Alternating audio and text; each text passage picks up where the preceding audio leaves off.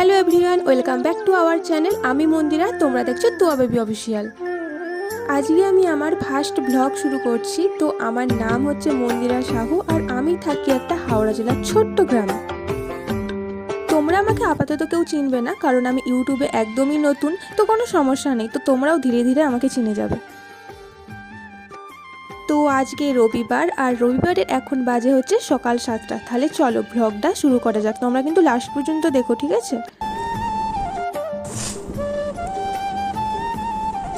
তারপরে স্নান করে আসার পর আমি বাপি যেই মাংসগুলো নিয়ে এসেছিলো তাতে লবণ, হলুদ গুঁড়ো, লঙ্কার গুঁড়ো, সর্ষের তেল সব কিছু দিয়ে ম্যারিনেট করে রেখে দিয়েছিলাম। আর এখানে আমি দুটো বড় সাইজের আলু, দুটো পেঁয়াজ, আদা, রসুন আর গোটা রসুন কেটে নিয়েছি।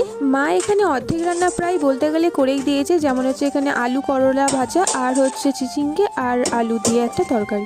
আর হ্যাঁ, মসুর ডাল হয়েছে, এটাই তো তোমাদের বলা হলো না, তো মুসুর ডালও হয়েছে। চলো তাড়াতাড়ি ঝটপট মাংসটা করে তোমাদের সাথে আবার কথা বলছি। কেটে রাখা মাংসের আলুগুলোকে আমি সেদ্ধ করার পর আমি মশলা কষিয়ে মাংসগুলোকে দিয়ে দিয়েছি। কিন্তু মেন কথা হচ্ছে আমি আলুটার কাছেই গড়বড় করে ফেলেছি। আলুটা এত পরিমাণ সেদ্ধ করে ফেলেছি, যখন আমি ভাজছিলাম তখন গায়েতে লেগে যাচ্ছিল। তো মোটামুটি আলুগুলোকে ভাজার পর আমি আবার তুলে রেখেছিলাম, তো তোমাদেরকে আর দেখানো হয়নি। সে যাই হোক, আগে বলো তো কষা মাংসের গন্ধটা কেমন উঠেছে। উফ, এই দেখো তোমাদের সাথে কথা বলতে বলতে আমার পুরো মাংস রান্নাটাই হয়ে গেছে। দেখো এরকম রংটা হয়েছে, দেখো পুরো লাল লাল মাংসর ঝোল। উফ, অনেক ভাত খাওয়া হবে।